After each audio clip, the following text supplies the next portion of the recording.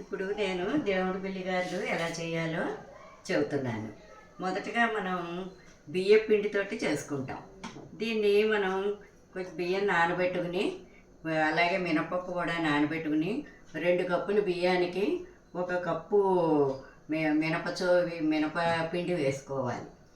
వేసుకుని కలుపుకుని కొంచెం నువ్వు పిండి జీలకర్ర వేసి కలుపుకోవాలి. ఉప్పును కలుపుకున్నాక పిండి ఇలా కలుపుకోవాలి.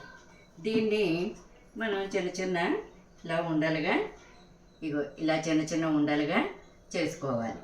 చేసుకుని ఒక పీట మీద ఒక గుడ్డ పరిచి ఆ గుడ్డ మీద ఈ ఉండలు పెట్టుకుని దీన్ని ఒక చెంబుతోటి కొట్టుకోవాలి. ఇలా కొట్టుకోవాలి. ఇలా కొట్టుకుని ఇలా వస్తాయన్నమాట.